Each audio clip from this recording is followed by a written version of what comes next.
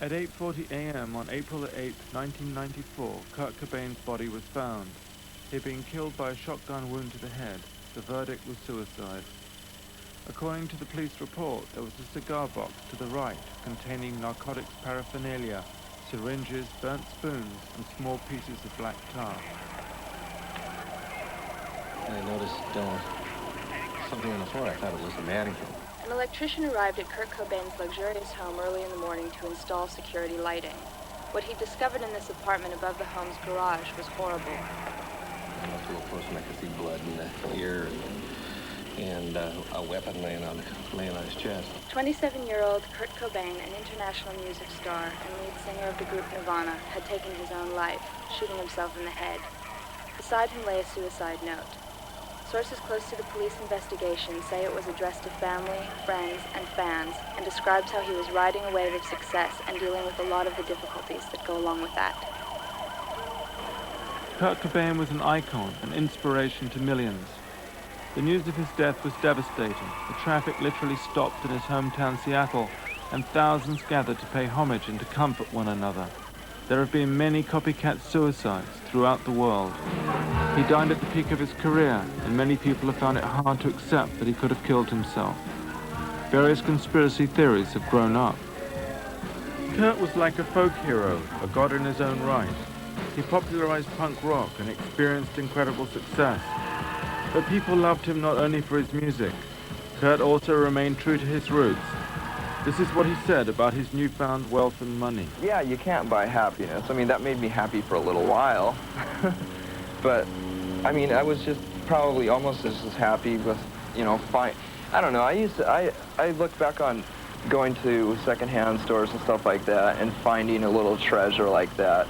And that actually meant more to me because it was more of a stab in the dark in a way, you know, because you didn't know if you're going to be able to afford it and you don't know what you're really looking for, and when you find it, it's more special to you rather than, you know, having $1,000 and going into a store like that and just buying the whole store, you know. It's not as, you know, it's not as special. Kurt Cobain's story is the story of a brilliant artist, a tragic love story.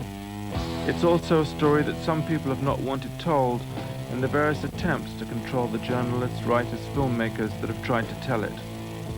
This control, I discovered, made even the financing of this film very difficult. We traveled up to Seattle, Washington, where Kurt had spent his last years to find out more. He was seemingly happily married to Courtney Love, with a young daughter.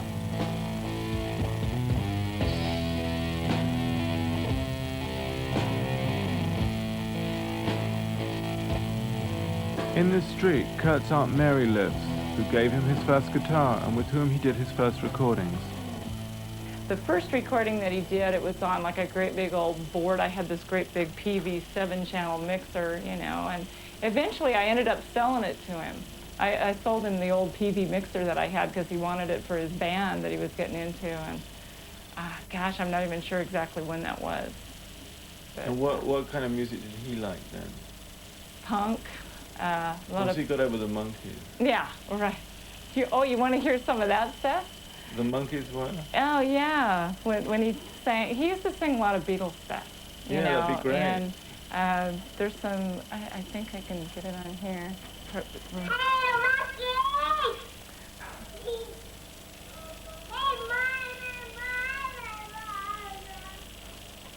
How old is he? He's probably about 2, something like that.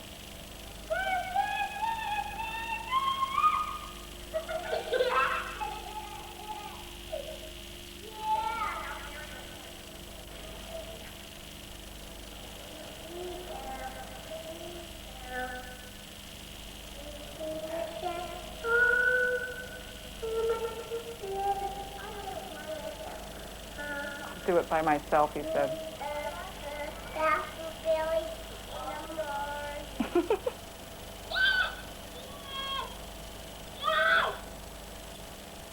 He's a pretty loud little guy.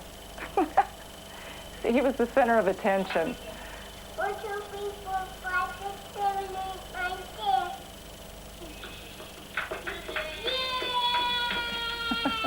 Go! Go! Here we go.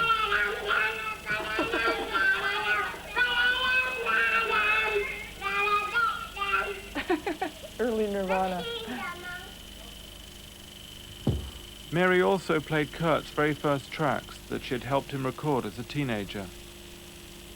Yeah, he was like 15 years old when he did this stuff, and he was banging on a suitcase because I asked him, I said, well, or I told him, I said, Kurt, you're totally welcome to use my computer drummer that I have down here. And he says, oh, yuck, I don't want to use a computer. He says, I want to keep my music pure. So he wouldn't let me, or he wouldn't take my offer. Did he record it on, Whoa, did he record it on that machine too? Yeah, he did. Yeah. God. So you can hear a little bit of it here. Oh, do you want me? Sure, no, just play it. Just play it. Yeah.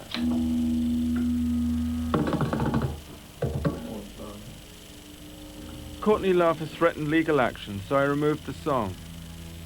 Instead, this song is by Kurt's best friend Dylan and his band Earth. We traveled up to Aberdeen, where Kurt was born on the 20th of February 1967, a small redneck logging town in upstate Washington that has become run down. Punk rock was an escape. It offered Kurt his way out.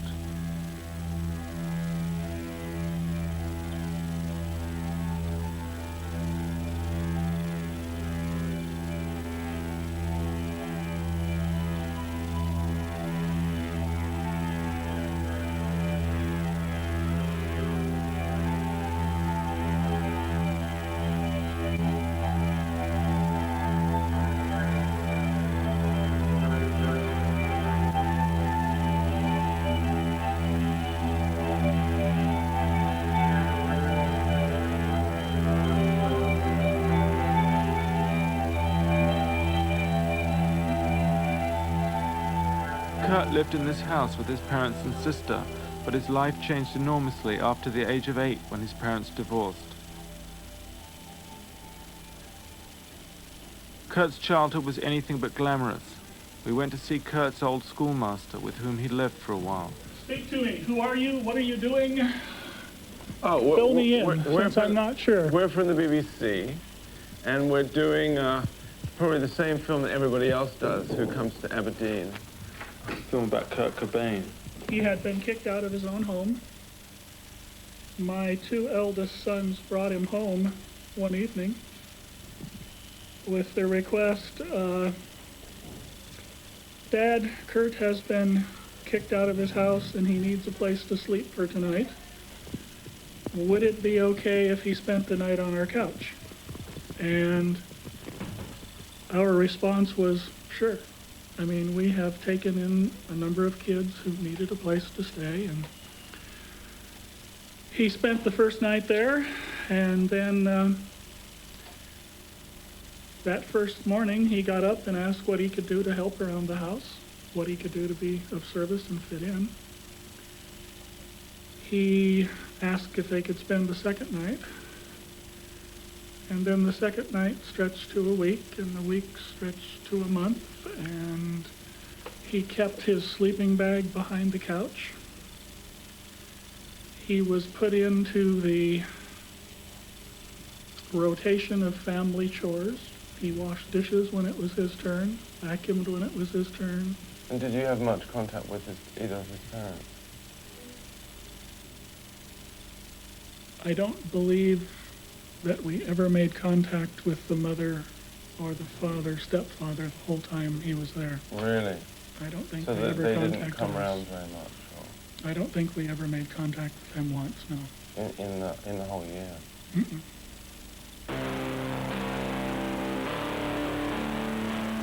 At other times, Kurt would go and live under the bridge at the end of his street, the bridge immortalized by Kurt in his song, Something in the Way.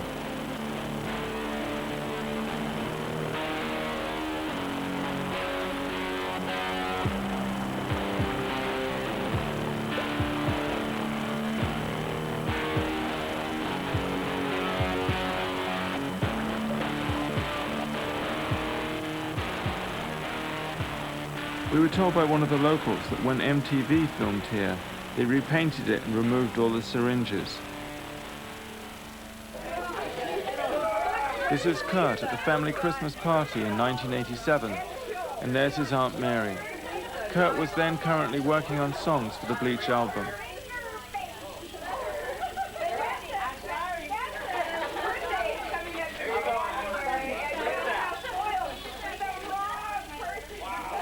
The girl with Kurdt is Tracy Miranda, his one and only real love before he became famous. This is the living room down here. We went round to visit Tracy, who lived with Kurdt for about 3 years. And so you lived Kurdt was with also a Kurdt? talented artist. He gave Tracy these dolls, which he baked with plaster. He also gave Tracy this self-portrait. A very skinny skeleton at that. Did it reflect him at all? I think somewhat in the way that he felt about his body size. Oh, did he? What did he sort of feel? He just felt like he was too skinny.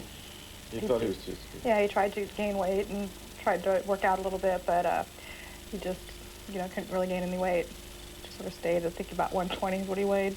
Really? Yeah. Did he get teased about it? He got teased about it in high school. Guys would think he was gay because he looked sort of Is feminine. that why he and small. wore so many layers of clothing? I think so, yeah. Because there's no way you could wear that many layers of clothing and still be comfortable, really. But yeah, it added extra padding. So he used to wear how many layers of clothing? Sometimes he'd wear like a pair or two of long johns and then wear a pair of jeans with a pair of ripped up jeans over it. And then a couple of t-shirts and a sweatshirt and a flannel shirt and a jacket. Really? Yeah. So are there any other paintings somewhere else? Yes, in the bedroom. Okay. So do you mind if we go there? No. Do you want to Okay. go this way? Sure. Okay. More room. There's Elvis. Did he like Elvis? I'm not really sure if he liked Elvis. If he liked Elvis or liked the whole idea of Elvis and Graceland. Let's see, this way. He did this painting right here. Now what's that? That looks to me like a fetus or an embryo. An embryo. Was he sort of fascinated with fetuses? He didn't really seem to be, except for in his artwork. Other than that, not really. But wasn't he sort of somewhat fascinated by the whole birth process? I think he was, I don't know, to him the whole thing was kind of gross in a way, and I think he was sort of fascinated by things that were gross. Well, he found the birth process gross. So. Well, all the blood and mucus and tissue stuff didn't really appeal to him. He had made this collage painting that, I mean, I don't have it, but it was a collage of diseased vaginas and pieces of meat and stuff, and pasted all together. Really? Mm-hmm. Diseased vaginas? Yeah, he found that when he worked at a doctor's office as a janitor. So what was it like living with Kurdt? It was fun. I liked it. He had a good sense of humor, and I mean, we had some problems like with him not cleaning the house and that kind of stuff, but generally he had a really good sense of humor and liked to play jokes, and he liked to cook a lot. Do you think you mothered him quite a lot? Probably, yeah, without really meaning to, but yes. I mean, do you think he kind of looked for a mother in a way? I think a little bit. I think he sort of missed that. When I first started going out with him, he was just getting to get friendly with his mother again. Like quite a few years, they were not on good terms. Is it true that you at one point, like, said you've got to get a job, and he said he'd move into his car? Yeah. Then I said, well, you don't have to live in your car, you can stay here. But that was good. I mean, he wrote a lot of songs. He was always playing. So in a way, you were the patron of Nirvana. Sort of. Yeah, I guess you could say. I mean, I don't want to say that for sure, but yeah, in a way, of Kurdt anyway. I mean, that helped him, I think, get successful a little faster than if he would have had to, work at a real job and support himself. Is it true that he wrote that song, about a girl? He said, I can't spend every night with you for free. He never told me directly that song was about me. Michael Azarad said that Kurdt said that it was. It's a beautiful song, actually. I mean, I love that song. I had hoped to play the song about a girl over these stills that Tracy had taken of Kurdt, but the music is tightly controlled. I was told by the record company that Courtney now owned the rights, and unless she approved of this film, it would be impossible to license the song.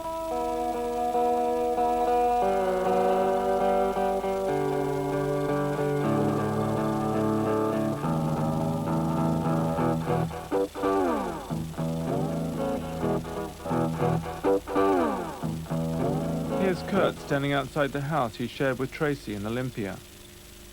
It was said that he particularly enjoyed firing pellets from his BB gun across the street into the Washington State Lottery. Hi. Hi. Hi, I'm sorry to bother you. I'm doing this film about Kurt Cobain, and I heard that he used to fire his rifle at this building. I'm sorry, sir, but you're not allowed to come in. I'll have to call security. What? Are you authorized to be in the building with a camera? No, it's just a little question. Do you want to shut the camera off, please? Okay, we can go. Do you want to turn the camera off? Okay, we're going. No. Just sit. Let's go. Just a minute. No, we're going to go now. But the fame really changed things. Kurdt grumbled about yuppies in BMWs singing along to his songs. His privacy was invaded. This is Alice Wheeler, a friend of Kurt's. But, you know, after he got famous, it's like he was hard to hang out with then. Why? Because you could never just go walk up to him and say, hey, dude, how's it going? You know, which is always my past. Why couldn't you? Because there were a lot of bodyguards and people in the way. And, you know, he had handlers that even when you did see him and you started to hang out with him, as soon as he'd, like, turn his back, the handlers would try to get rid of. Like, that happened to me. They kicked me out. They tried to kick me out a couple times, and then he'd turn around and say, no, don't kick her out. She's my friend. It's okay. And then as soon as he, like, went off to the bathroom or whatever, they kicked me out. I asked why they isolated him.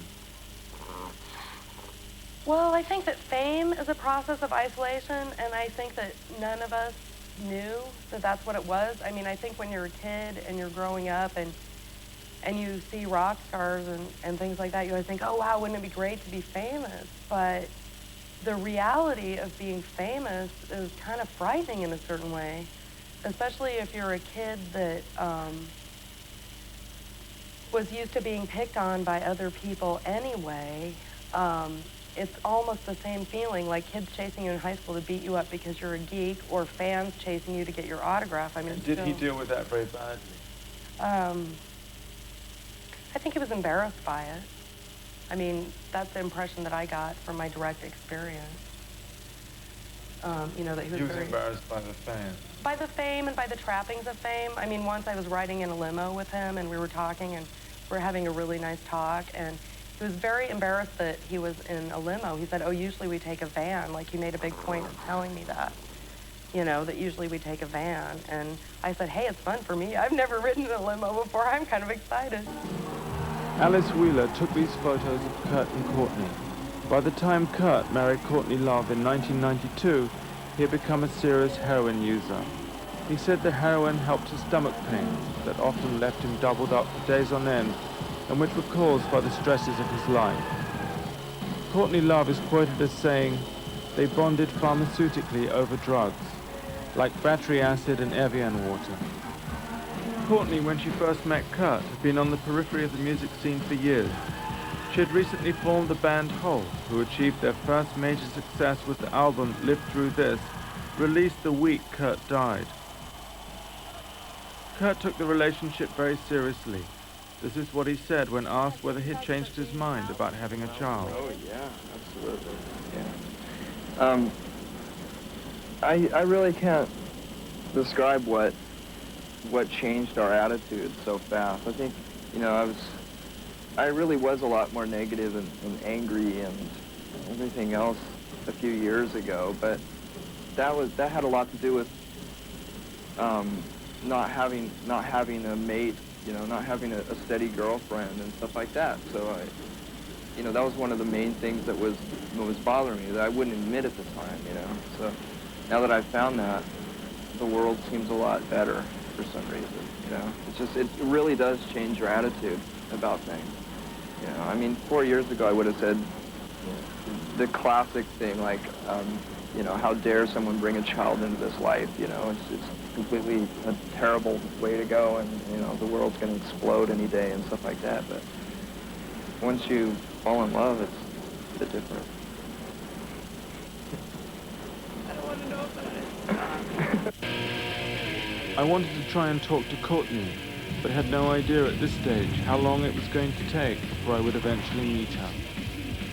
The thing that most surprised me was the strength of feeling directed against her. Even Courtney's own father, Hank Harrison, who lives on this housing estate outside Sacramento, has publicly come out to criticize Courtney for in some way possibly being involved in Kurt's death. Hank Harrison was for a short time the manager of the Grateful Dead. He's written 2 books about Kurdt Cobain Beyond Nirvana and Who Killed Kurdt. That's him. So it's pan over in his direction. There he is.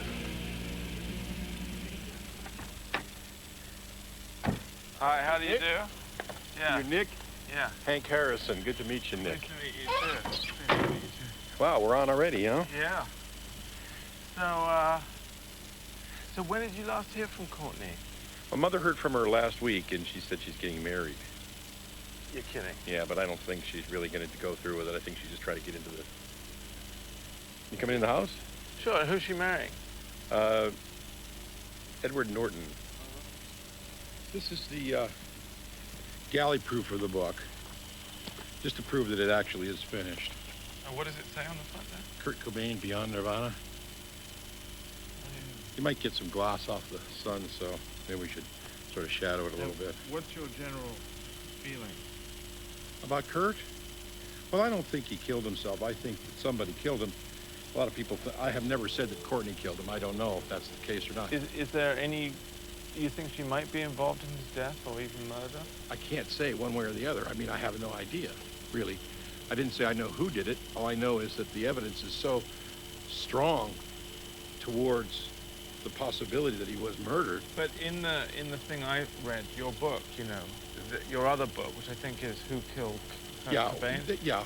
You say something about the fact that he was going to leave. They were definitely going to get a divorce. That's correct. I mean, that's a well-established fact. About will. He was going to change his will. That's correct. And the will, that's only one of the many, many points that are in that book and also in this book. So look, one of the things I was interested in here was this book you wrote here about who killed Kurt Cobain. I was wondering if I could get you to read. There's a poem in here somewhere. Yeah, this one. Future Date. Yeah, I was wondering if you could read that out. In Courtney. The reason I did this in Courtney's handwriting is so that people didn't think I was making this up. This is a poem that Courtney wrote probably in Ireland in 1980 when she lived with me over there. Now, she's told a number of people that she only lived with me for 3 or 4 days. The truth is, it was about 4.5 months. And during that time, she threw away a lot of poetry, and I salvaged it out of the garbage or the fireplace. And one of the things she wrote was Future Date.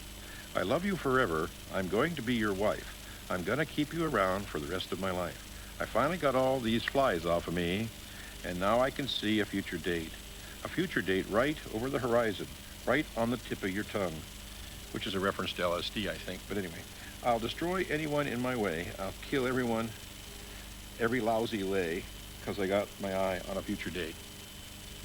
And, you know, it didn't make sense to me when I read it years ago, but after Kurt died, I read it again and often wondered if she didn't have that extraordinary sense of commitment and determination, you know, that nothing is going to stand in her way under any circumstances. Nobody's ever going to put her down, you know, and she felt, I guess, that she had to have that kind of determination to make it as a success in the rock world or in the movie industry, you know, which I'm sure you do have to have that kind of commitment.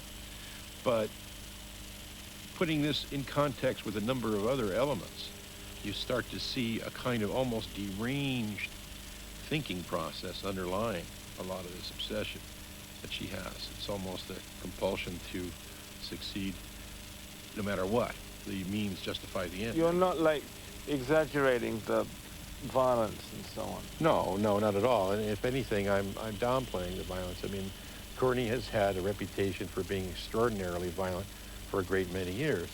And after I lost track of her, she was taken away from me when she was only 5 or 6 years old. So I have no idea what went on.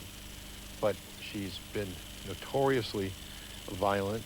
She's written me a number of letters where she said she stabbed a kid on the school ground.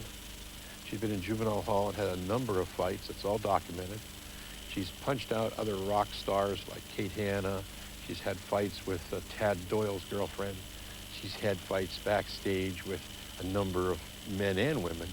Some of it is kind of lightweight, but when she was pregnant with the baby in Ireland, a friend of mine called me and said Courtney got in a punch-out on the street in Grafton Street in front of Bewley's restaurant. So, I mean, I know that Courtney has a well-documented violent outburst pattern. For a father, Hank appeared unsympathetic to the life Courtney had led. Born Courtney Love Michelle Harrison on July the 9th, 1965, Courtney, like Kurdt, was from the age of 5 shunted between family members, friends, and foster parents. She spent a brief spell in New Zealand, hippie communes in California, a reparenting center in Montana. She eventually ended up in reform school, where she wrote, "I've been on my way here all my life." She then moved into the world of rock and roll and got into the glamour of drugs.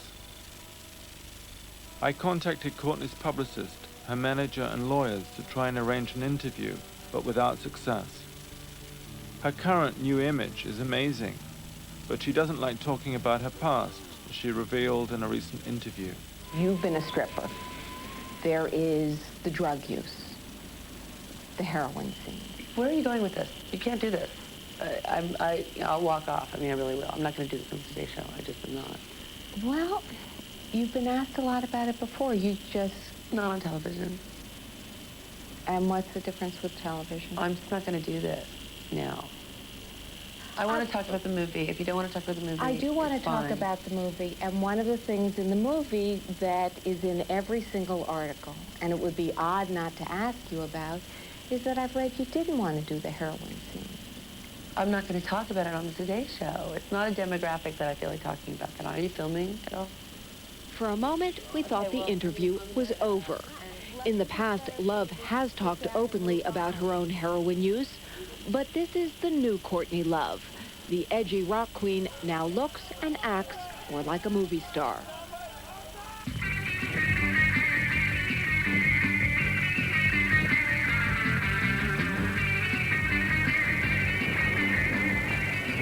We traveled to Portland, Oregon.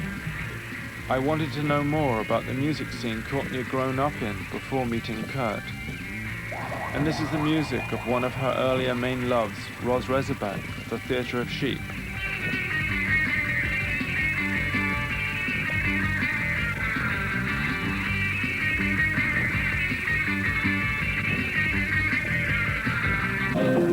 Courtney had had high ambitions for Roz. She used to dress him in other rock stars' clothes. He was a local teen idol in Portland in the late 1980s.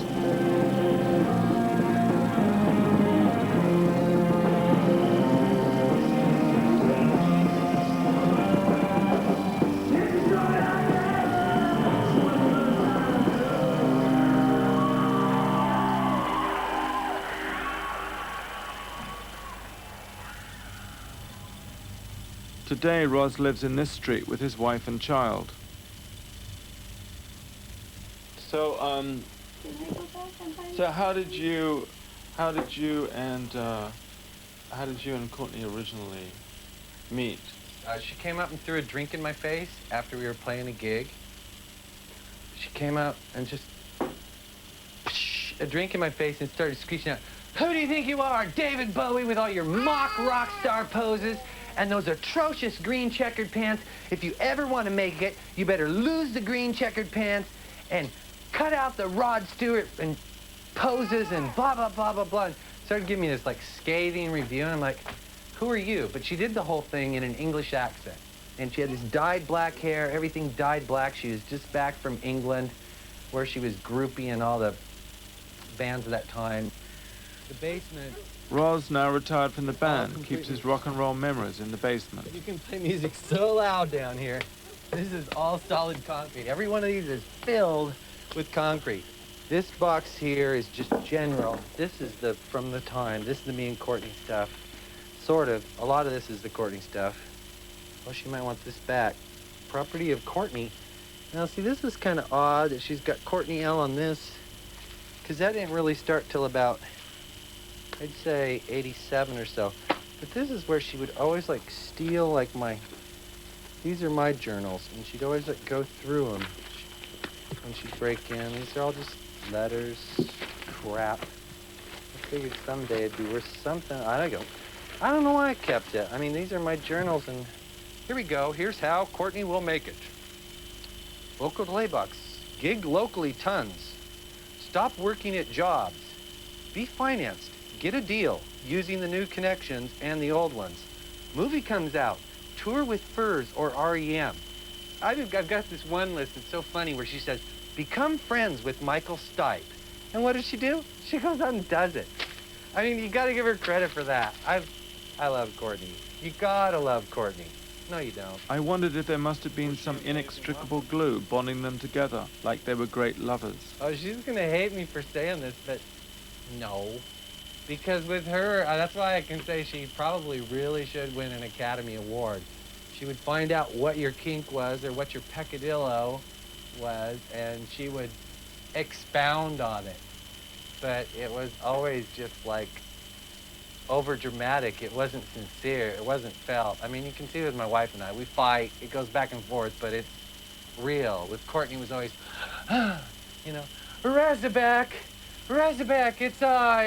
it's baby doll. I need a place to lay and sleep. I have champagne. She'd jump out of a cab, you know, and I'd be like, for the first 2 or 3 years, I mean, I didn't even sleep with her for the first 8 months. Or maybe it was more than that, a year. I mean, I just like, go away. Ross had found out that day that Courtney had belittled him in the press.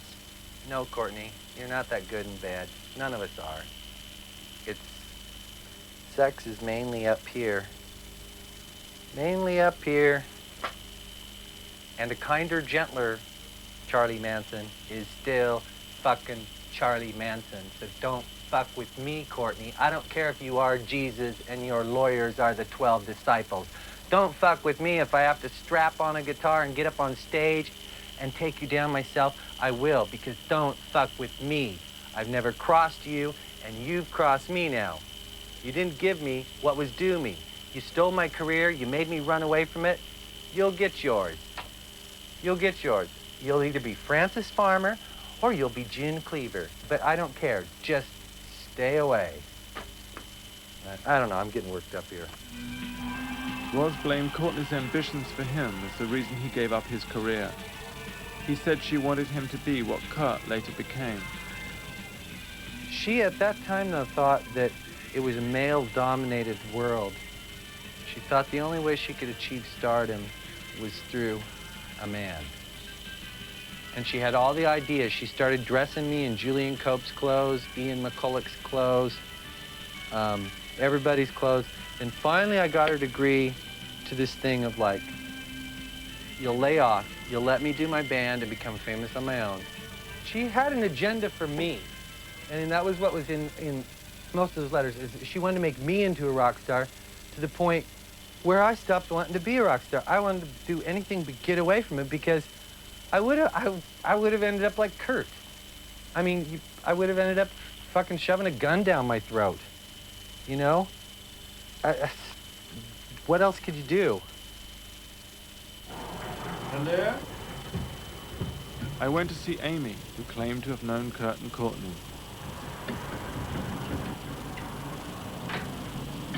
Ah. Hi.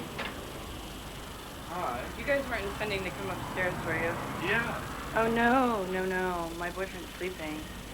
So how did you know, like, Kurdt and Courtney? They used to... I met them actually through my ex-husband. And when we were living up in Seattle, we had, like, the same drug connection that was just down the street from us. So they used to come over and use our apartment to fix. And he's very, very nice, very well mannered, or he was. well-mannered, very nice, very courteous, and she's a harpy. I mean... What do you think they drew from each other? He just was really quiet, and I'm trying to think of like the right adjective for his personality. She just had like, she's like a little ball of energy, like a name dropper, you know, like just gets off on like talking so much and kind of like sucking the spotlight from everybody else. And he was like happy to kind of sit there and, you know, not have anybody pay attention to him. So I think he kind of like enjoyed that in her. It was something that he couldn't do, to be like a vampire of sorts, the way she was with people. Have some coffee. Amy said she'd send me some photos of her shooting up with Kurdt and Courtney. Later that night, Amy took us to some clubs where Nirvana had played. Zeke, who were playing that night, were one of the many bands inspired by Nirvana's music.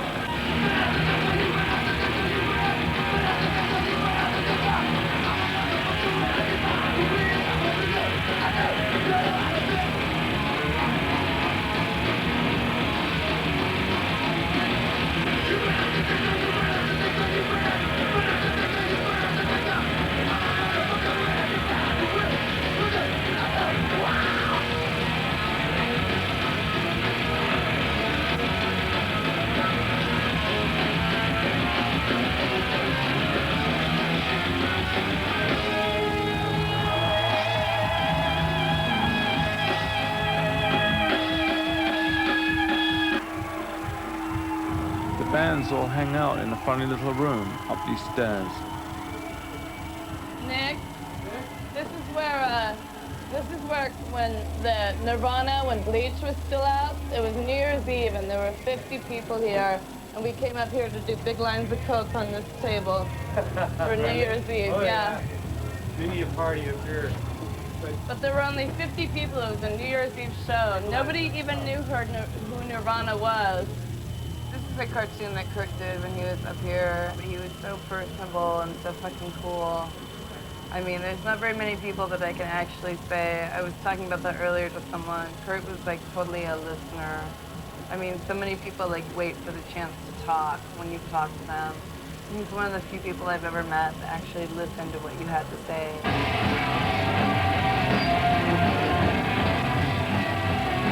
Also playing with the Dwarfs, one of the more violent bands who used to headline for Nirvana. I say I'm on a crack city, gonna have some fun.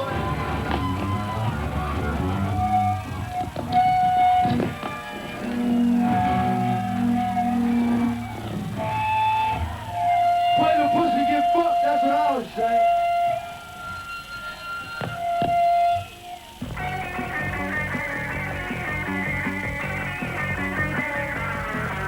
It was around this stage that the financing began to drop out of the film. My co-funders started to get pressure from Courtney's people to pull out. I've been required to fax my intentions, particularly with regard to the various conspiracy theories implicating Courtney in Kurt's death. I got the thing you faxed me last week. Oh, good. Which I forwarded on to the appropriate parties, and hopefully we'll have a chance to talk about tomorrow. Okay. Okay? So who were the appropriate parties? Well, just our internal, you know, attorneys, business affairs people. Right. To make them feel comfortable with, you know, exactly what your angle on the documentary is going to be. Right. So hopefully we'll have a discussion about that tomorrow. Okay. Okay? And was it roughly okay? Yeah, it was exactly what, you know, I think we needed to have down on paper. Was it actually Courtney herself who called MTV? Or? No. I have no idea. I don't know if she called MTV. I know she has in the past, and I hear, you know, kind of raised holy hell, so... Holy hell. Yeah, I'm not sure exactly who called, but they clearly are very sensitive to this issue. I mean, to the point where the head of MTV is calling. It clearly is a sensitive subject. But as of today, we're still alive. I didn't have an angle on the story. I was just trying to find my way through it. And it was from this hotel in Los Angeles that the Courtney conspiracy theory started. On Easter Sunday, April the 3rd, 1994, Courtney called a private detective. The previous day, on Saturday, April the 2nd, Kurdt had climbed over the wall of the Exodus Rehab Clinic in Los Angeles and flown back to Seattle. 5 days later, on April the 8th, Kurt's body would be found at their Seattle residence, having lain undiscovered for 4 days. The month previously, Kurdt had overdosed and possibly attempted suicide in Rome. Sorry? Yeah, I'll do. Oh, we wanted to try and get a room here. The private detective that Courtney called on April the 3rd was Tom Grant. Courtney found his name in the yellow pages. Tom Grant is an ex-LA County sheriff of 8 years standing. We went with him to the cheaper Ramada Inn round the corner. Tom Grant is convinced that Kurdt was murdered. I asked Tom Grant why he thought Courtney had employed him. To make it appear that she was trying to find him, that she was doing everything she could to locate him when he was missing. Even hiring a private investigator, and of course that's what came out in the media as soon as the body ended up dead. Courtney Love did everything she could, hires a private investigator, you know. So I wanted to ask you, what do you think that the overall scheme of the murder was, and how do you think you fitted into that scheme? Well, first of all, I think this was something that was in Courtney's mind for a long time. I think even the word suicide entered Kurt's life a whole lot more after Courtney came into it. That word was bantered around, and I mean, she was constantly saying things to him like, "Oh, what are you going to do? Go kill yourself? You going to commit suicide?" You know. I think Courtney used Kurdt from the beginning. I think she married him for the sole purpose of furthering her career and obtaining some wealth. And I think that there was a plan that was formulated quite a while back about how this was going to end up someday. The day arose when Kurdt finally made up his mind he was getting out of this marriage and he was leaving her. And he was going to divorce her. Yeah. I don't think there was an exact date that was ever set for this to happen. But when the time came and everything came to a head, it had to happen. Did he plan to leave the house? Yeah, he was going to leave Seattle. Tom Grant searched for Kurdt at their Lake Washington house in Seattle on April the 7th at 2:45 a.m. and 9:45 p.m., but failed to find Kurt's body, which was in the greenhouse above the garage. This is Dylan Carlson, Kurt's best friend, who helped Tom Grant search for Kurdt. I asked if Dylan had said anything about why the marriage went wrong. Yeah, we didn't talk about that a whole lot other than the fact that they were always fighting, they didn't get along.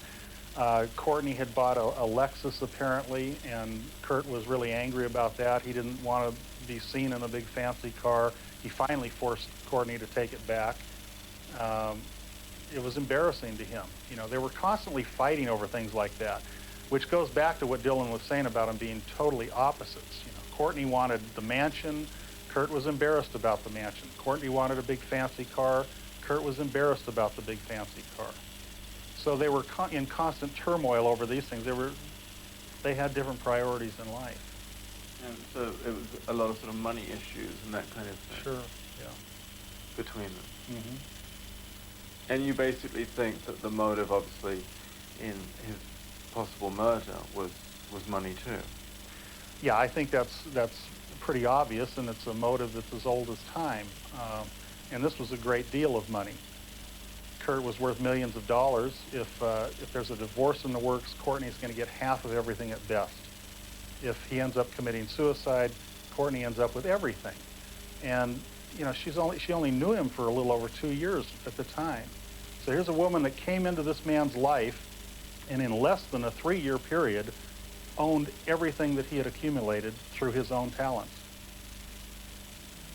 Tom Grant worked for Courtney Love for about 7 months. He has written about his murder theories and has an extensive website on the internet. He also has many hours of phone calls that he has recorded, both with Courtney Love and her lawyers. His other evidence was that there were no fingerprints on the gun or bullets, suggesting someone wiped them. That the police work was shoddy, they had predetermined the case as suicide. They even wrote that this stool was used by Kurdt to block a door that in fact had no exits from the outside. That the suicide note was in fact a farewell note and was announcing Kurt's intention to leave Nirvana, the last 4 lines having been added by someone else.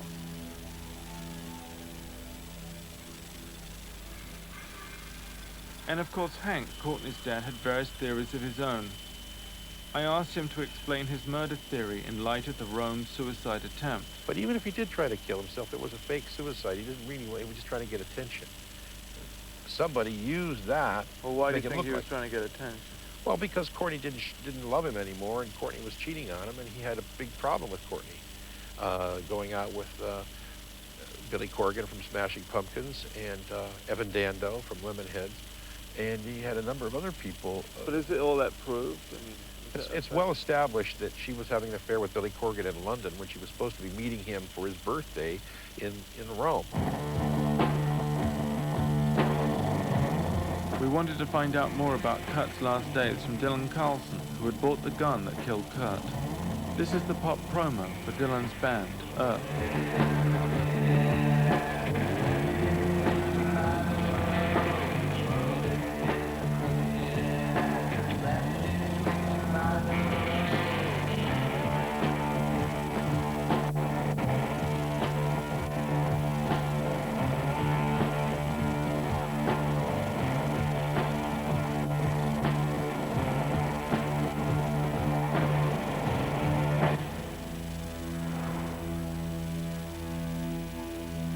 This is Crooked Access, a string quartet from Dylan's new album.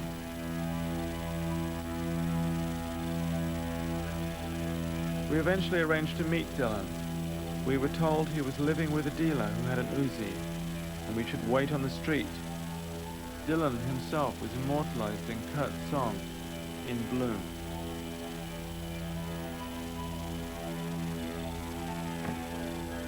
I found Dylan to be evasive and in a very defensive position. As Kurt's best friend, it was crazy for him to have bought the gun if he thought Kurt was suicidal. And yet at the same time, he didn't want to appear to be supporting Tom Grant's murder theory. And what about his relationship with Courtney?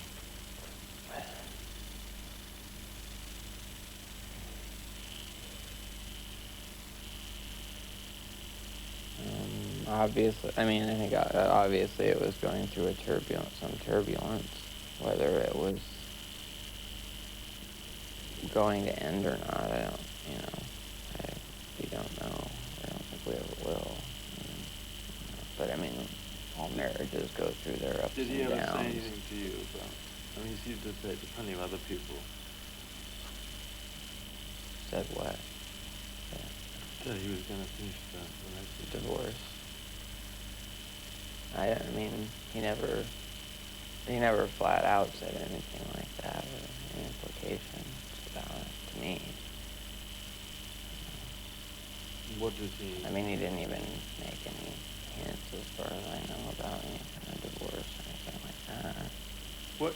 I mean, if you were his best friend, he didn't say anything about being depressed or being suicidal. He just wanted the gun for prowlers and that Rome was just an accident. You know, maybe you think also he could have been murdered. Why? I mean, who? I mean, it's like...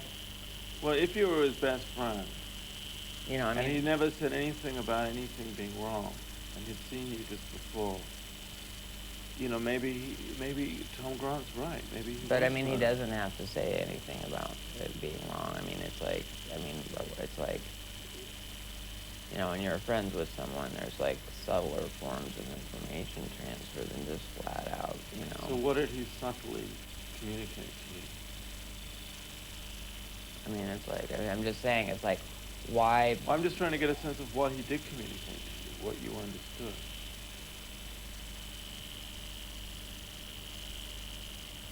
I mean, the thing is, it's like, the time he would have been communicating any sort of, you know, sense that he wanted to kill himself was already out. It was when he came back from Exodus, when I didn't see him, you know. But if he bought the gun before he went, and you think he was now suicidal, I don't think he was necessarily like planning to kill himself at that point necessarily. I mean, I don't know. I mean, it was just a coincidence. I mean, it's like, I mean, if he had been like totally suicidal from the outset, he would have used the gun that day probably or something. You know what I mean? Why did he like go down Detroit and go through treatment. Why do you think? You know, I mean, well, because there was all the fucking pressure on him to go through treatment. You know, his wife's telling him he needs to go through treatment. His record company, his management, you know, they're all like, oh, you have to get off drugs. You know, so he goes and he tries to get off drugs and he really can't or doesn't want to. I mean, it's like basically he doesn't want to because it's like, you know, there's no reason for him not to get off. There's no reason for him to get off drugs, you know. It's not like he's like poverty-stricken and robbing grocery stores to supply his habit. But how was Courtney telling him to be off drugs when she was on them anyway? I don't know, because she was the one, because she was all gung-ho for him to quit. I mean, they were both constantly like, I mean, you know, trying to hide it from one another. I mean, there was like the most ridiculous example is one time Kurdt called me up to get him some speed, and then the other line rang, and I answered the other line, and it was Courtney asking me to get her dope, and both of them were like, oh, don't let the other one know. I mean... Here we go. This is the actual recording of Dylan and Tom Grant searching for Kurdt on April the 7th in the middle of the night. You can just open the door for me. Kurdt? Kurdt? Kurdt? Hello? Hello, Kurdt? I'm going to follow you through here because you know where everything is.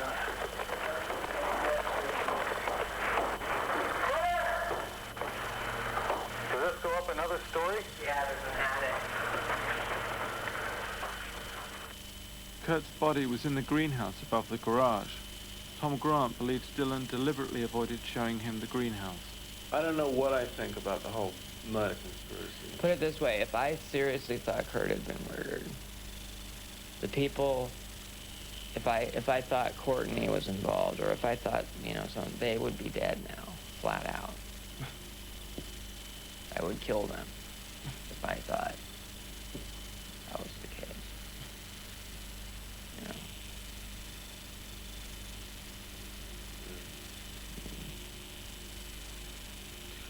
But don't you think it's curious that if Courtney, as you said, loved Kurdt so much, and she was really so worried about him, she knew he had a gun and thought he was suicidal, that she didn't come up to Seattle to look for him?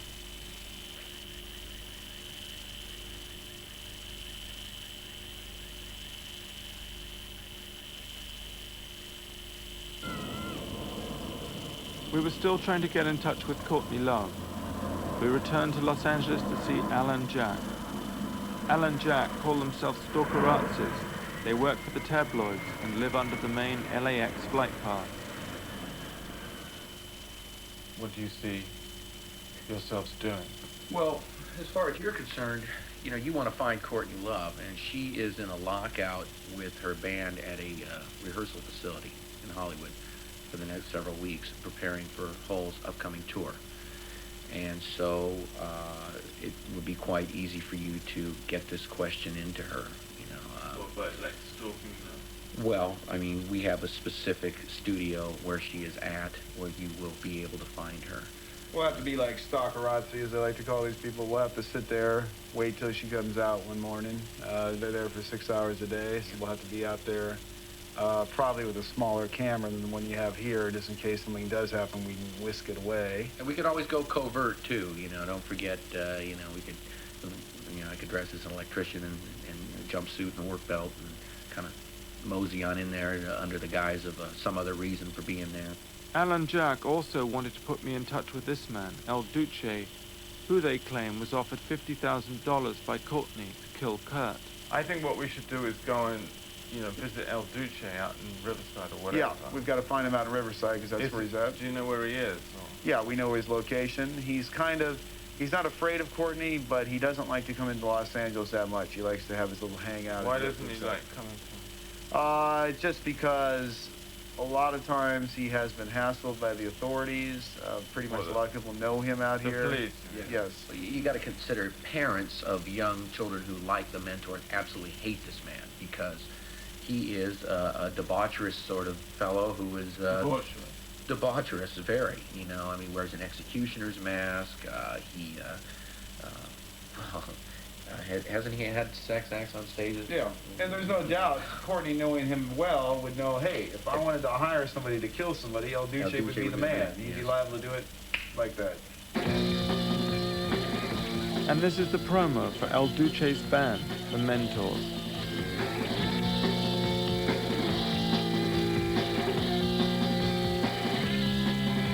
Young lady on the street, your ass looks so sweet.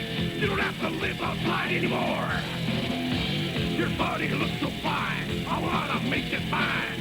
You are my personal whore. You are my sex slave. You do whatever I crave. Your ass I love to beat. You're another piece of meat. Yeah, I get the whip. The following day, we drove out to Riverside with Divine Brown's pimp, a close personal friend of El Duce, who said he could put us in touch.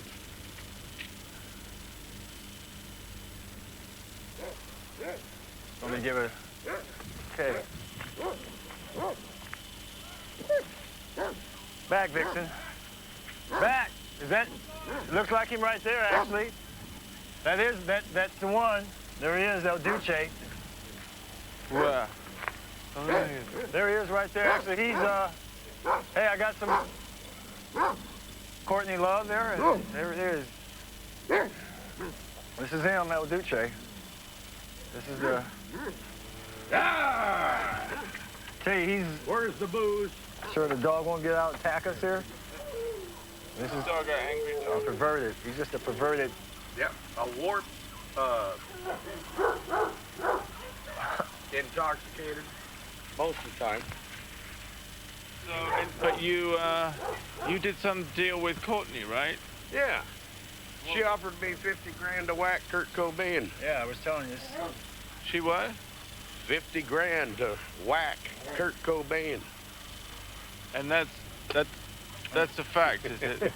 But people might think you're not the most reliable witness. Well, that's too bad. You may not be the reliable witness your own self. Now think about that one. Yeah. You know, when she offered me money, God dang, I wish I would have taken it, man. But I know who whacked him. But how are you going to whack him? Did she tell you how to do it? Yep, blow his fucking head off. So where were you going to find him to do it? Well, up there, and she gave, mapped it out. I mean, up there in Bellevue, wherever they live, right outside Seattle. I know right where their house is. I know right what garden to pop him in. I just didn't think she was serious. But did she tell you how she wanted you to pop him? Yeah, she said, blow his fucking head off. I got the shotgun. But she didn't say anything about making it look like a suicide. Well, yeah, but if you just blew his brains out like you said, it wouldn't look like suicide. It looked like you blew his brains out, right? But I told Alan, my friend, who... I'll let the FBI catch him. But that's just the way it's done. End of story. Hey, 50 grand does a lot of talking. You buy me a beer, I might do some more talking.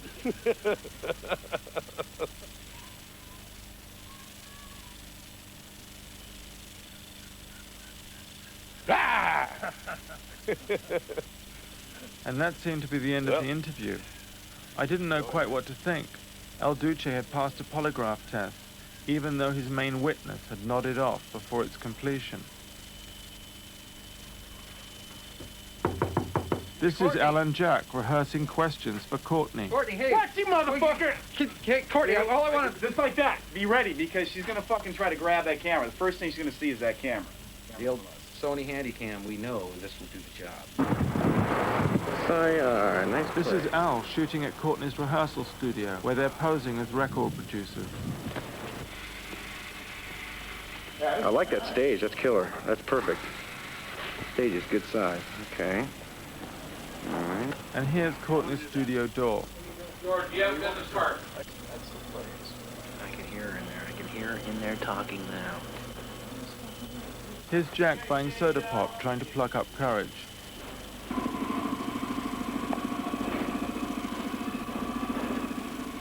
And here's Al making his way over to join him.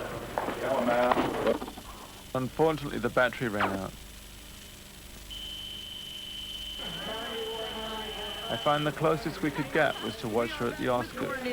Have you been embraced by the Hollywood community in the last year? I think so. I mean, if you mean like treated really nicely and not having to dive into mosh pit, oh my God. So nice. So nice. And to that end, there are so many fans of Hole and of your musical work. What about that? Are you going to give it up for movies, or are you going to try to 3 give it up? days I have to start, and I'm excited. But it's another, see these? These symbolize that I am not playing guitar. I'm taking meetings. I see. When these come off, it's about the grunge. I was going to wear a flannel tonight. Well, maybe next time. Maybe when we see you next year. Hi, Mr. Mangel. Courtney schmoozing with directors. We have more to schmooze with you as we continue. Lots of stars are here. I'm just jumping all over. We are live from the Academy Awards.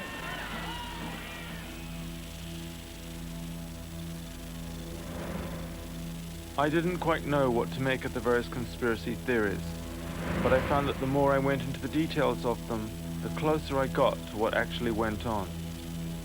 We went back to see Kurt's Aunt Mary. Did you feel that Kurt was quite unstable then? Yes, I did. I do feel that Kurt was an unstable person before he ever got into the music business. And when he was here recording in this room, in this very room, when he was 17 years old, he and his friend, the drummer that he brought along, took off for lunch or something, and I kind of sneaked in here and I was looking at his lyrics. And there was a song that was in amongst his lyrics that he never did record on that particular tape that I remember. But it was called Seaside Suicide. And I remember that it left me with the impression that he had possibly tried suicide before. So really? I cannot even remember the words or anything, but I do remember that impression that it left with me, and I was kind of like, whoa, you know. Seaside suicide. Yeah. So anyway, I just don't believe in the conspiracy theory that, you know, that he was murdered. I don't believe in it. Yeah, his suicide note, from what I understand, was written to his imaginary childhood friend named Bada.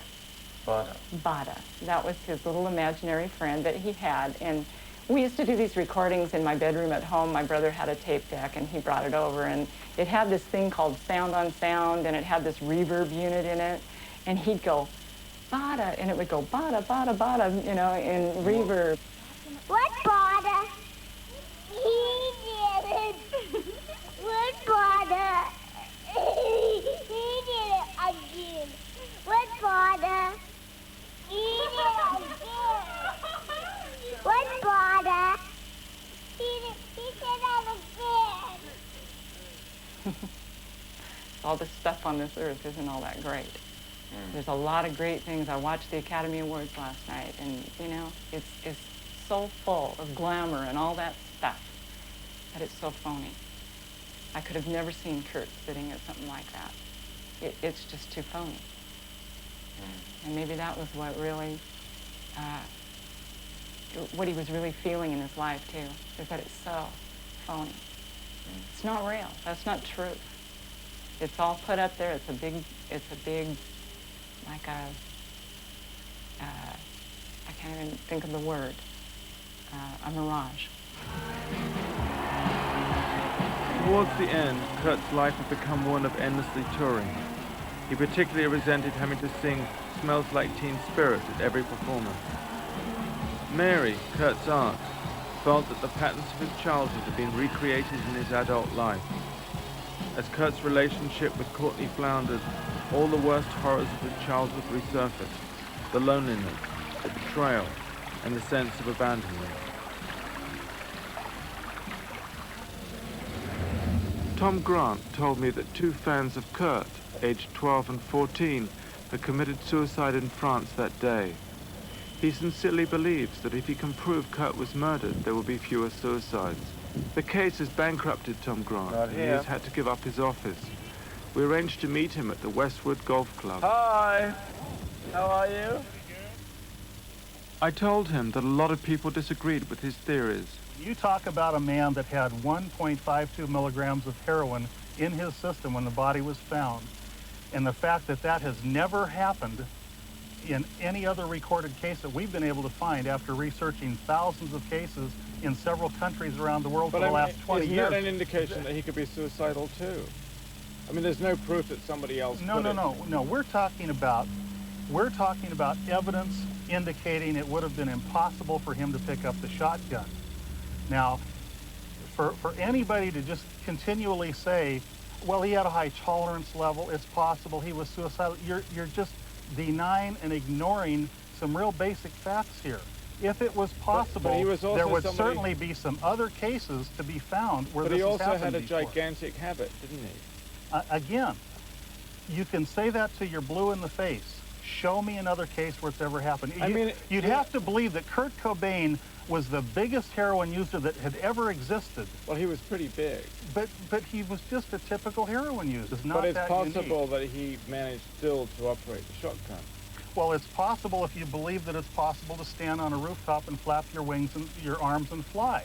Show me a case where it's ever happened before, and I'll believe it's possible. I mean, I'm not a specialist on the amount of heroin one can take. All I know is, in making the film, time and time again, people who knew him very well said that he was suicidal, he was, extremely depressed, his career was at a crossroads, his relationship with Courtney was at a crossroads, and that he was withdrawn and he felt he had nowhere to go.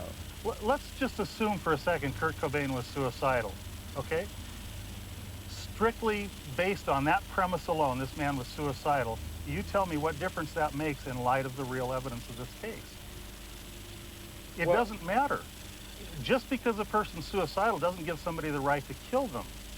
And just because a person may be suicidal, which I don't believe he was, but if he was, that doesn't mean that the police don't have to do a thorough investigation once his body is found. Tom Grant's assertion that 1.52 milligrams of heroin per liter of blood would have incapacitated Kurdt were discounted by Dr. Colin Brewer, formerly director at Westminster Hospital. He gave us this colored slide of a patient balancing easily on one leg who had taken the equivalent of over twice the amount taken by Kurdt. In any event, Dr. Brewer said it would take 30 seconds to 1 minute for the heroin to circulate and take effect, leaving ample time to fire a gun. That way we avoid typos. I no longer believed in the conspiracy theories, but Tom Grant, despite our medical evidence, remains convinced to this day. tgrantco@aol.com, TGRANTCO. The other news was that El Duce had been killed by a train near where he lived. We learned his real name was Eldon Hoke. He was 35 years old. The official version was accidental death, but people had other ideas. We too had also become part of the conspiracy theory. I was beginning to doubt everything. We went back to see Amy. The photos of her with Kurt and Courtney, which she'd been promising, had never arrived.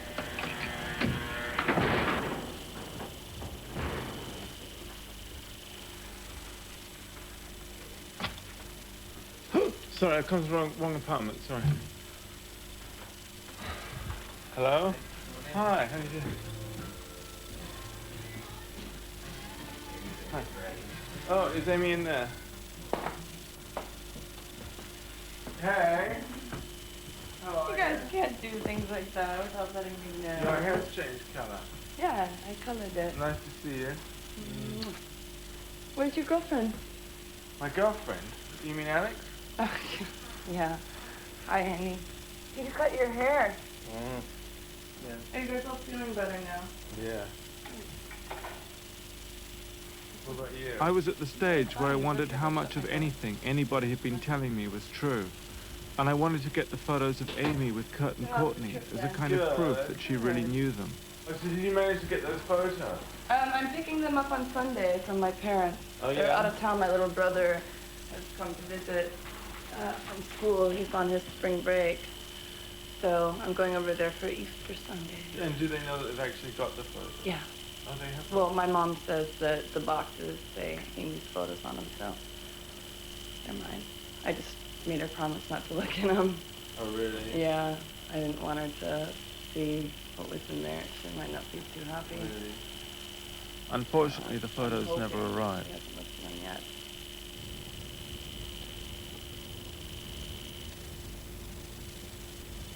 But the person I had the biggest problem understanding was Hank, Courtney's father.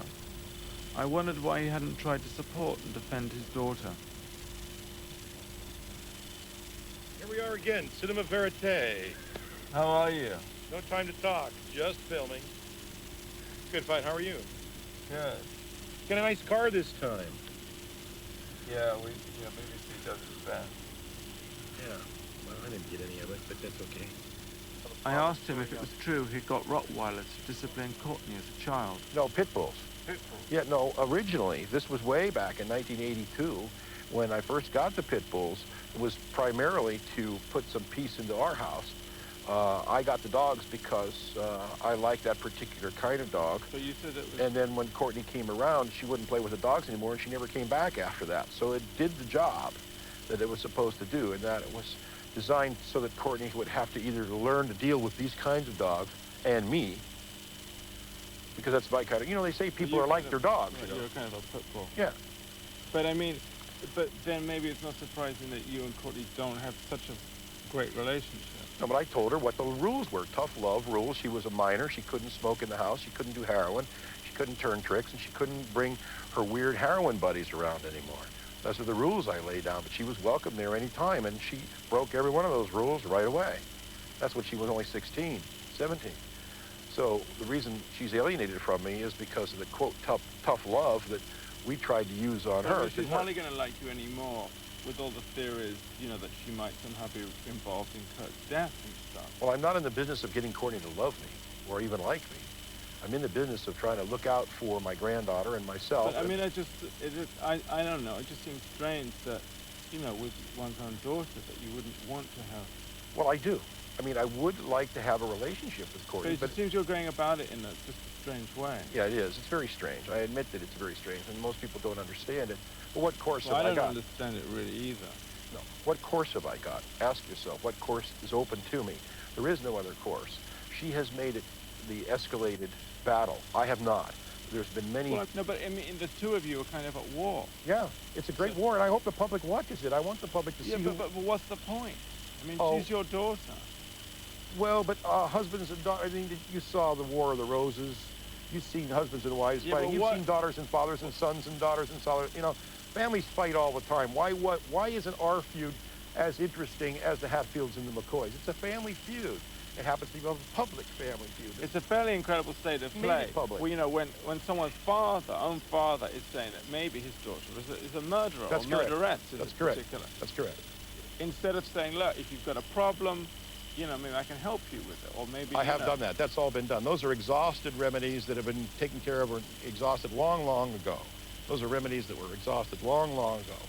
And there's no chance in the world that those are going to be patched up.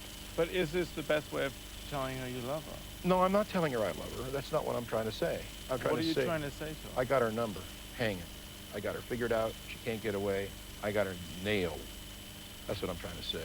It's still tough love, and I'm still the father. Period. Cop out to me, maybe we can work something out.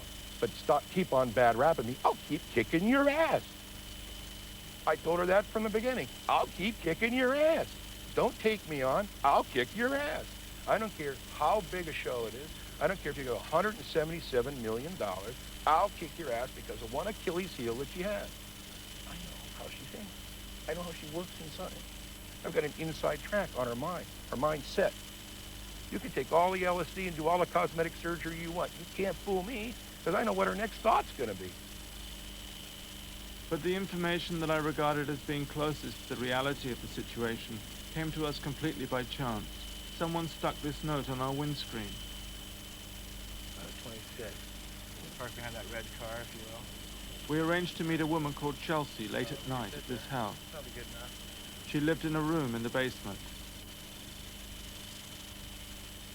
Chelsea knew the nanny who had been with Kurdt and Courtney in the last month.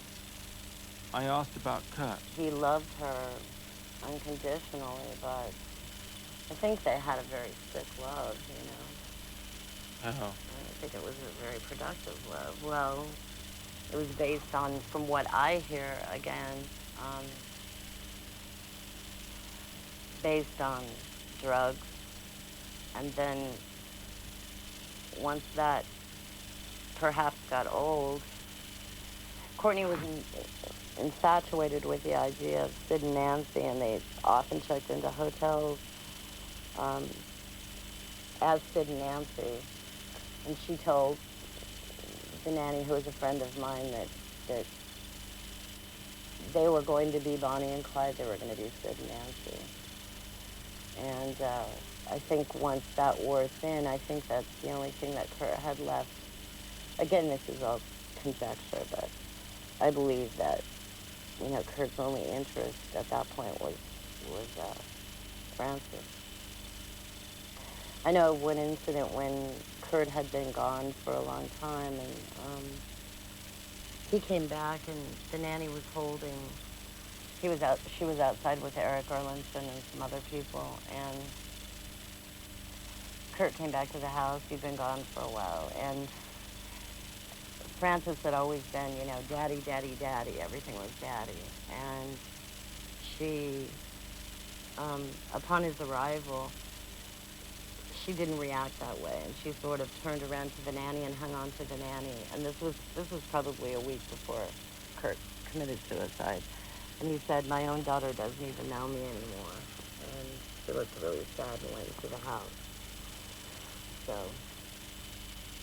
Her friend, the nanny, had never been interviewed before. She might come here. She's really scared. She's always been afraid to talk about this. How long was she the nanny?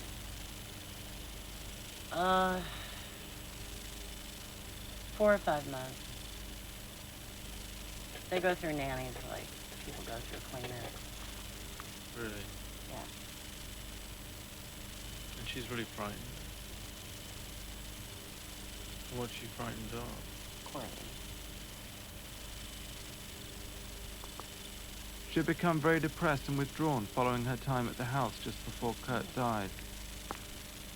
I asked her what was so strange in those last weeks. There was just way too much will talk. A few different times. Major will talk. Just talking about his will. And What kind of point? Courtney talking about his will.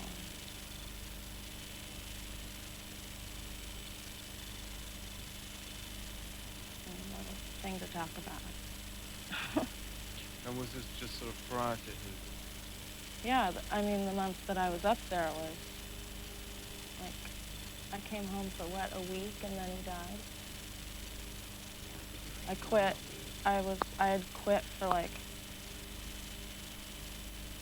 a week. Why did you quit?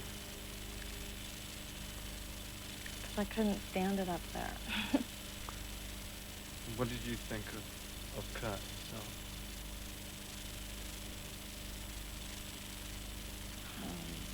I heard he was a very caring father. Yeah.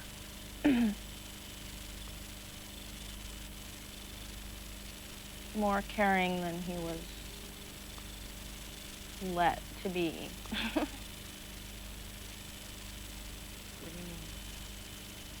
She just totally controlled him every second that she could. What do you think he wanted?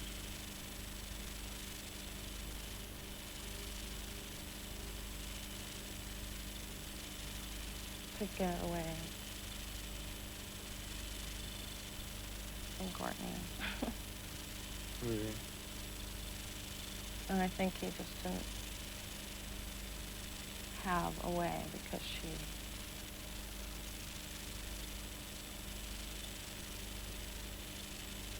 Why do you think he, I mean, if you love Francis so much and the family was so important, why do you think he killed himself. Sure, but he killed himself.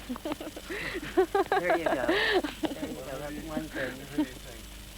Do you think someone else might have killed him? No, I don't know. I think if he wasn't murdered, he was driven to murdering himself. Well, unfortunately, I've got... As I suspected, under pressure from Courtney's people, our co-funders pulled out. It didn't pan out. Yeah, trying to keep this project moving, I think the subtle internal pressures, we were forced to bend to them. It's not easy for me to tell you that, well,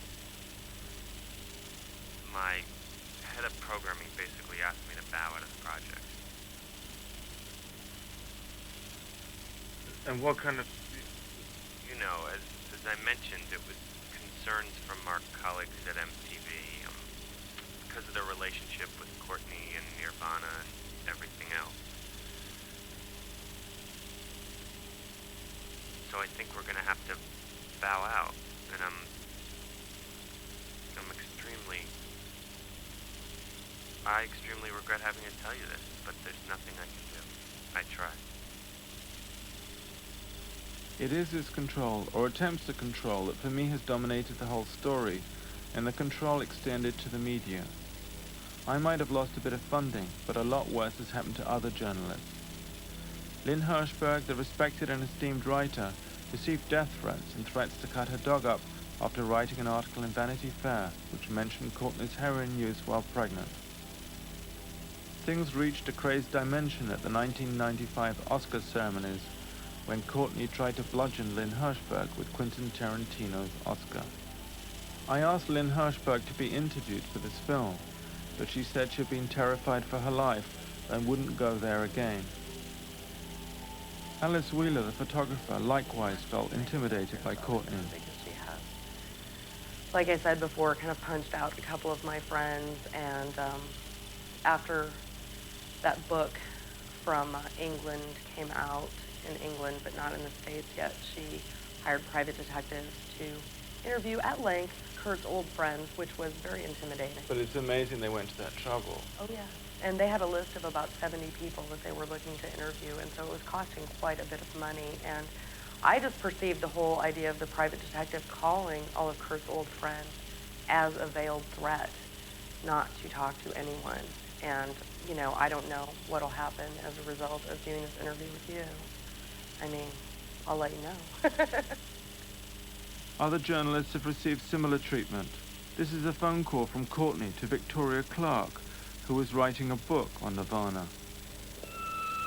I will never fucking forgive you. As a matter of fact, I will haunt you two fucking cunts for the rest of your goddamn life. Going and interviewing Lynn Hirschberg is called rape. That's what that's fucking called. That's called rape. Fucking bitch.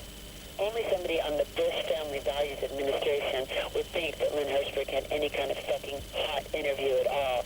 Or you two goddamn idiots that don't even fucking know about punk rock. I don't even know what your fucking problem is or why you got this wild hair up your ass, but you're gonna pay out your ass. And that's a fact. Your fucking list of enemies is gonna be longer than you can wrap your fucking finger around, and you're gonna be so fucking humiliated this time next week. You're gonna wish you'd never been born. What happened Courtney was later physically attacked Victoria in a bar. I was in a club in Hollywood, and Courtney appeared. This was before I'd finished writing the book. And she appeared and had a go at me, basically, physically. How do you mean had a go at you? Well, she sort of grabbed me and attacked me with something. I think it was a glass or something. And I ended up covered in beer and on the ground. And she pulled me along the floor by my hair and tried to get me outside. What, some distance? Yeah, for quite a long way, yeah. Yeah. It was quite a scary thing. But what I found most disturbing was that Kurt, sounding psychotic and crazed, joined in all of this in an attempt to protect Courtney. This is Kurt Kobain.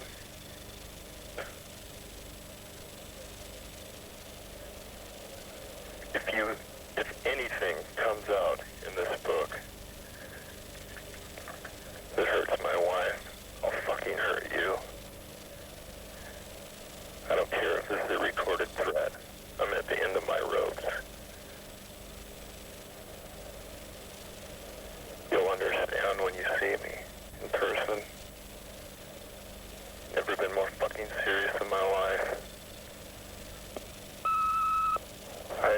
suppose I could throw out a few $1,000s to have you snuffed, but maybe I'll try it the legal way first.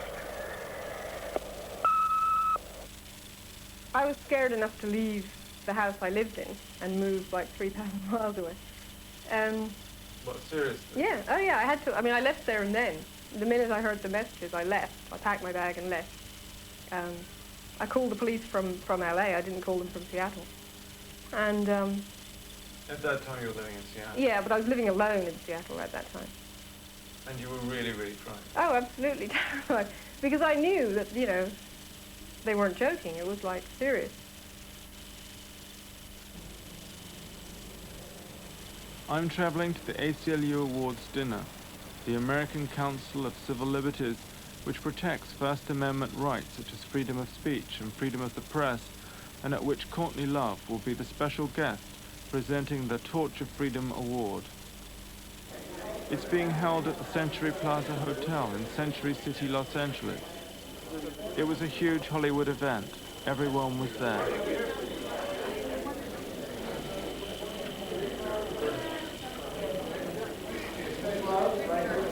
Al and Jack were there too.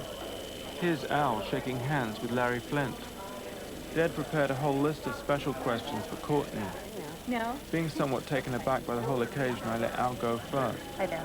Hi there. I caught a little of your rehearsal at SIR. It sounded really good. How did you catch my rehearsal at SIR? Listening in. What were you doing there? You're not doing some supposed other to do that. Some other business. But what I wanted to know is I heard you do Let the Sunshine In. Did I hear that? Something sounded like you were doing some... Did it have like a lyric about sun or something? Well, we're doing this whole California record. So Malibu. It's not called Malibu. That's probably what you heard. Do you like this? A lot of your new members in your band? I mean, is it working out? I've had the same members for years. But it's not a new band. I got the band. Yeah, I love my band. They're great. Al's nerve had obviously failed him too. I just, you know, was so overwhelmed by the killing Kurdt. I think you But didn't there want me wasn't to a big chance. But you didn't want me to do that, did you? Oh, no. Yeah. I thought... Hey, you know, I was overwhelmed by the moment. You know, I had her there, and she got pissed about the Ed Norton thing, and I thought, geez, she got mad about I thought you were that. going to ask her finally about, what was it? What's that? About El Duce or about... So now I'm the guy on the spot now. It's all of a sudden... I thought you were going to ask her. Well, you know, I was overwhelmed by her.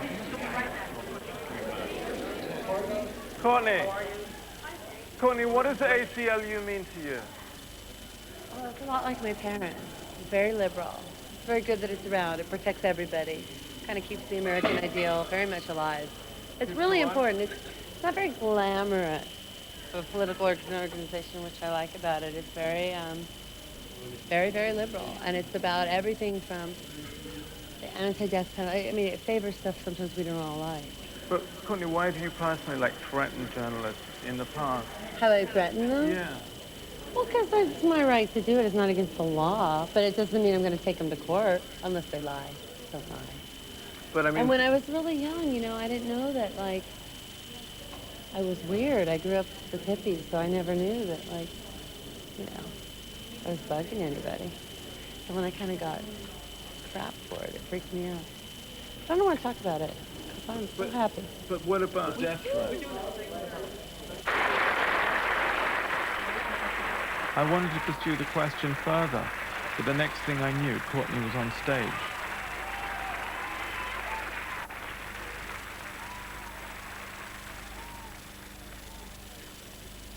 There's so many people on this room tonight that have really taught me a lot about integrity. And we live in a time when the Bill of Rights is being attacked a lot. And precious few people, especially from my generation, are standing up to say, stop. All forms of media, the lowest and the highest, have their absolute right to that First Amendment right as well. I couldn't actually quite believe what I was hearing, but I decided to do something I'd never done before, to ask a question in public that I considered well worth asking. Unfortunately, Al started having a panic attack behind the camera. I don't want to appear to be a party group, But in the interest of free speech, I wanted to ask a couple of questions. I think Hollywood always has a problem distinguishing reality from myth or image. And unless it is considered appropriate behavior to threaten or cajole or manipulate journalists, esteemed journalists who have written unflattering reviews, I find it a strange decision on the part of the ACLU to choose Courtney Love as a special guest here tonight. And to Courtney Love, I would like to just ask what you feel about your support. That's the president of the ACLU you can hear shouting. He's a good friend of Courtney's. This clearly wasn't going to be my entree into the world of after-dinner speakers. But I also wondered what kinds of things might be done to try and control this film in the future, and thought maybe I'd record as a kind of epilogue any such attempts. But the person who's used all this so positively was Mary, Kurt's aunt. We went to meet her at Kurt's old primary school in Aberdeen. Is there anybody here who does not know who Kurt Cobain was? Okay, I just have to ask. Mary, using Kurt's life as an example, has devoted herself to teaching in schools about drugs and addiction. She introduces herself with a song dedicated to Kurt. There is a message of life in this song. And it's a lot like you and me when we're going through hard things in our lives. And losing Kurt was one of the hardest things I've ever been through in my life. And I'm still going through it. I still cry, still hurt from time to time. I miss him. And all of us go through painful things in our lives. It's just part of life. Nobody is exempt from pain. I remembered this footage that Mary had given me of Kurt.